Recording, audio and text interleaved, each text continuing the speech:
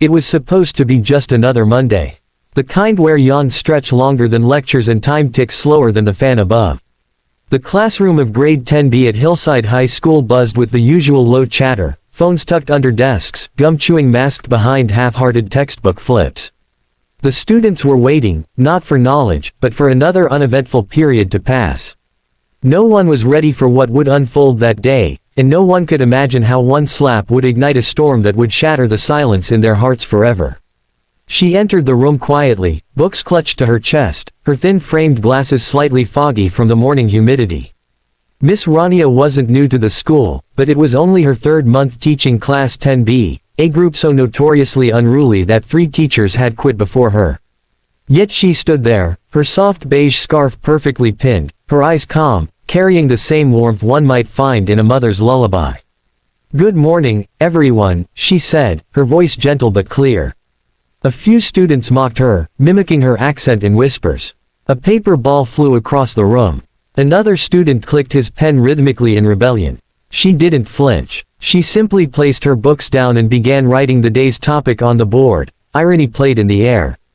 The classroom, far from silent, buzzed with defiance. In the back row sat Ion, tall, muscular, and known as the King of Chaos. His father was rich, his mother absent, and his heart full of untamed anger. He ran that class like a prison yard. No teacher dared cross him. No student dared speak against him. And today, for reasons buried deep in a troubled home and a wounded soul, he decided he was going to break the new teacher. His friends egged him on with murmurs and winks. As Miss Rania spoke about literature, metaphors, and the art of expressing emotion without noise, Ion made mocking faces, then began tapping his desk with louder thuds. When she turned to face him with calm eyes, he smirked. "Miss, are we learning about silence because that's all your career will have if you keep coming here?" His words cut through the air. The class laughed. Miss Rania paused. No anger. No scolding. Just a soft reply. "Ion, sometimes the loudest voices are trying hardest not to be heard. Would you like to share something more meaningful?" That silence that followed wasn't peaceful, it was tension, sharp and cold. And then, without warning, without thought, without any sense of what this action could mean for the rest of his life, Ion stood up, walked to the front, and before anyone could move the sound cracked like lightning. Gasps echoed. A pen dropped. A girl screamed. And Miss Rania stood still. Her cheek turned a shade of crimson, her glasses tilted on her nose. But her posture didn't break. Her eyes didn't water. She looked into his, deeply, gently, silently, and said nothing. That silence, that unbearable silence, louder than 1,000 screams. Ion froze. For the first time, he didn't feel like a lion in the jungle. He felt like a child standing before a mirror that reflected not his strength, but his brokenness. The class expected chaos. A slap back. A screaming match. Expulsion threats. But all Miss Rania did was straighten her glasses, walk to her desk, and sit down. "Please open your books," she said. "We'll begin now." No one moved. Not even Ion. The principal, alerted by the scream, burst in moments later, saw her face, and demanded answers. But Miss Rania stood and said softly, "We were just about to begin the lesson." The principal was stunned. "But your face, did someone?" She nodded once. "Yes. But sometimes, sir, when someone hits you, it says more about their pain than your weakness." She refused to file a complaint. She refused to yell. She only requested one thing, to speak to Ion in private. Alone. What happened behind those closed doors would change both their lives. But before we get there, let's go back, because Miss Rania wasn't just a kind-hearted teacher. Her story was one of deep pain, deeper strength, and a secret no one at Hillside High had ever guessed. Years ago, Rania was a literature scholar, winning awards across the country. But one night, while returning from a conference, her car was hit by a drunk driver. The crash killed her younger brother, her only family, and left her in a coma for weeks. When she woke up, the world was different. Her joy was gone, her dreams buried. She couldn't hear loud noises without trembling. And she couldn't bear the silence of her own home. So she chose to return to where life begins again, a classroom. In every student, she searched for a flicker of the boy she lost. In every story, she searched for healing. And that's why, when Ion's hand struck her, she didn't see a bully, she saw a child in pain. She saw someone who, like her, was drowning in silence. Inside the closed room, she sat down across from Ion, who now avoided eye contact. His fists were clenched. He expected her to yell, maybe cry. Instead, she poured him tea. "Do you want to tell me why you're so angry?" she asked. He didn't answer. She waited. Minutes passed. Then he broke. His voice cracked. "My father, he hits me. When he's drunk. When I talk. When I don't talk." The words spilled out like poison escaping a bottle.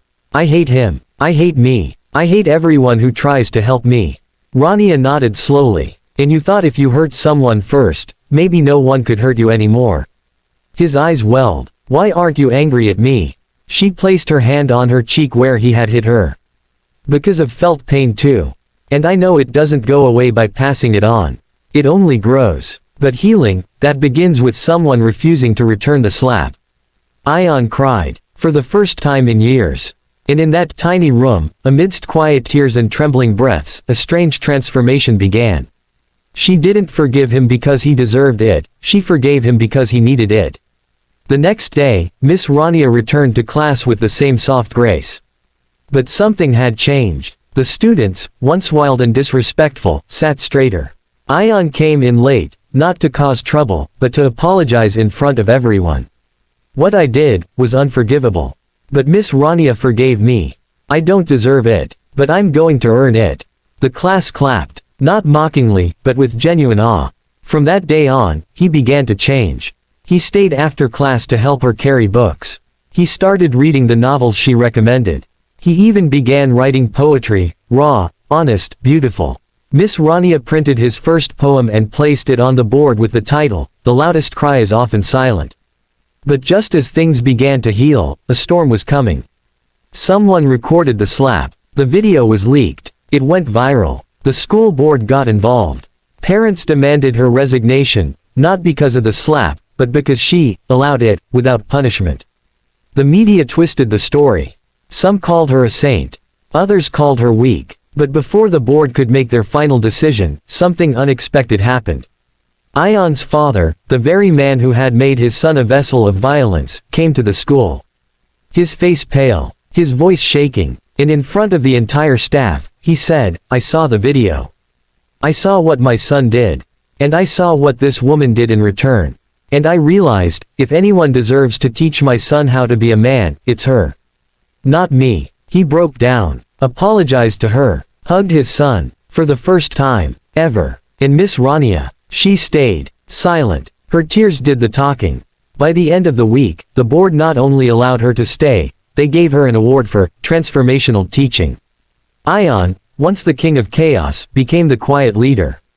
And Miss Rania, she became a legend. But more than that, she became a mirror in which every broken soul saw a chance to heal. Because sometimes, the strongest thing you can do, is choose not to fight back. To break the cycle, to forgive, to love, even when it hurts. The whispers never really stopped.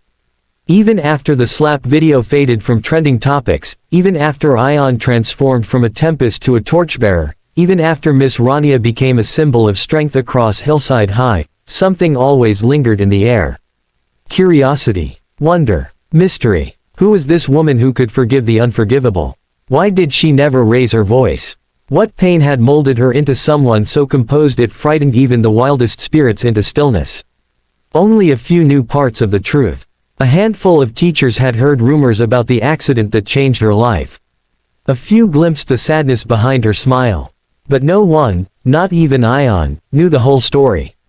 That is, until one rainy Thursday morning, when the past, dressed in a charcoal suit and regret, walked through the school gates and knocked on her classroom door. The class was in the middle of a debate on empathy in literature.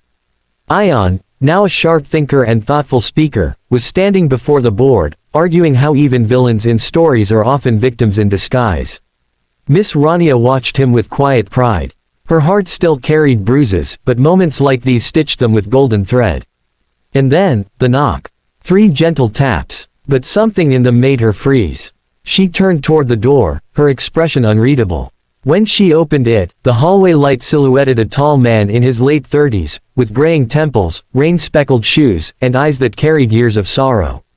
The moment their gazes met, time twisted. Her breath hitched. She gripped the doorframe. "Asim," she whispered. The students were stunned. Miss Rania never called anyone by their first name. And her tone, it wasn't her usual softness. It was something deeper, something haunted. Asim stepped inside, removing his cap. "I didn't know where else to go," he said, his voice low. "You stopped replying. I heard what happened here, I had to see you." The students were frozen. Ion, unsure of his role anymore, stepped closer protectively. "Miss, are you okay?" he asked. She nodded slowly, eyes never leaving Asim's. "Class dismissed," she murmured. No one argued. They left with glances over their shoulders, questions burning in their minds. When the room emptied, Rania sat down at her desk, her hands trembling. Asim remained standing. "You look different," he said. "Still graceful, but older." "Grief does that," she replied. Silence hung again. This time, not one of peace, but of ghosts. 10 years ago, Asim and Rania were engaged. Both literature scholars, both passionate about teaching, both orphaned early in life and drawn to each other's unspoken pain. They planned to build a school together. A home. A life stitched with words and wonder. But on the night of their engagement party, Asim never showed up. Rania waited for hours before finally calling his phone, only to hear the voice of a woman. "He's with me now," the voice had said coldly. "He's made his choice." That night, Rania had fled to her brother, who was the only family she had left. They went for a long drive, trying to escape heartbreak with headlights in highway miles. The crash that followed didn't just shatter bones, it shattered her world. Her brother died. She survived. And the man she loved, the man who never explained why, disappeared from her life like fog under sunlight. "Until now. I didn't know how to face you," Asim said now, his voice cracking. "I was a coward. I let my family pressure me into an arranged marriage that I never wanted. I thought I was protecting you from the shame of it all. But when I heard what happened here, how you forgave that student, how you chose compassion over revenge, I realized, you've become everything I always admired. Everything I'm not." Rania looked at him. Her eyes were dry, but her voice was soft steel. "You didn't just leave me, Asim. You left a scared girl who had no one. And because of that, my brother died protecting my heart when I couldn't protect his." That silence again, the kind that screams. He sank to his knees. "I'm not here to ask for your forgiveness. I know I don't deserve it. I wanted to see you one last time, and tell you, that I still love you." Her breath caught again, but this time, she exhaled. Slowly, steadily. "Love isn't something you say, Asim. It's something you stay for. And you left." She stood, gently helping him up. "But, thank you for the apology. Closure is a kind of healing too." He left, just like before, but this time, she wasn't broken. She was whole. The following week, the school principal invited Miss Rania to speak at the National Education Conference. The theme, turning trauma into transformation. It was the first time she would tell her full story publicly. And as she stood before a crowd of 500 educators, lights shining, mics buzzing, her voice didn't shake. "A few months ago," she began, "I was slapped by a student in front of 30 others. What followed wasn't a punishment. It was a journey. One that reminded me that most brokenness is invisible. That many children fight wars we'll never see. That every slap, every scream, every act of rebellion is often a desperate cry for connection." She paused. The room leaned in. "But this isn't just about students. I, too, was once broken. Left by someone I trusted. Lost my brother in a crash that should have taken me. I lived in silence. Until I chose to teach. And in teaching others, I began to reteach myself. That healing doesn't come from control. It comes from compassion." She didn't expect the standing ovation. But it came. Not for her eloquence, but for her honesty. Among the crowd sat Ion, now wearing a school badge that read, "Peer Counselor in Training." He wiped a tear. He had come a long way, and he owed it all to the woman who refused to hit back. The days that followed were filled with new beginnings.